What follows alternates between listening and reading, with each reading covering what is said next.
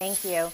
Tonight, many elected officials here in Florida are resigning because of a new financial disclosure form. It's called Form 6 and requires extensive disclosures of income, debt, and other details. And some say they just can't do it. One of the most impacted local governments is North Palm Beach, where the mayor and 2 council members just stepped down. Investigative reporter Terry Parker is live at Town Hall, where a special meeting was just held to swear in 2 replacements. Terry, what is going on?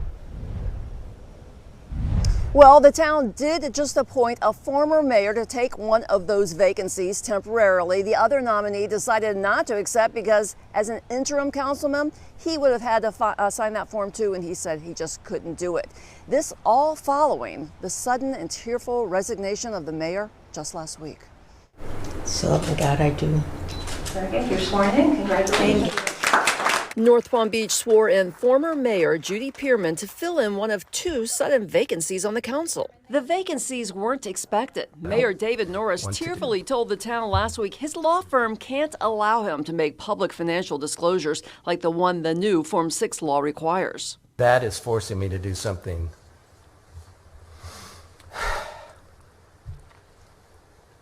that I don't want to do. After 27 years on the council in the town he grew up in, Norris reluctantly says it's over. So, I am announcing my resignation from council and as mayor, effective tomorrow and today.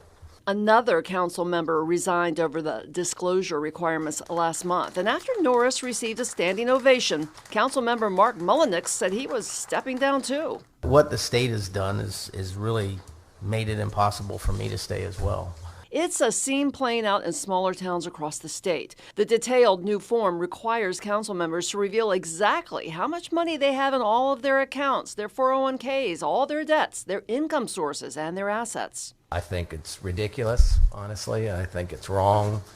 Whether I'm right or wrong doesn't matter. It's something I can't do. Former County Commissioner Karen Marcus was sworn in as a temporary replacement last week. Villagers will elect permanent council members in the March election.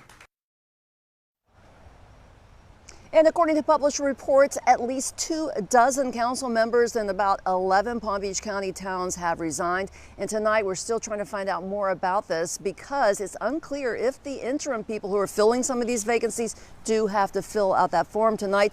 The village attorney here says he thinks they do, and that may make even more step away from the jobs.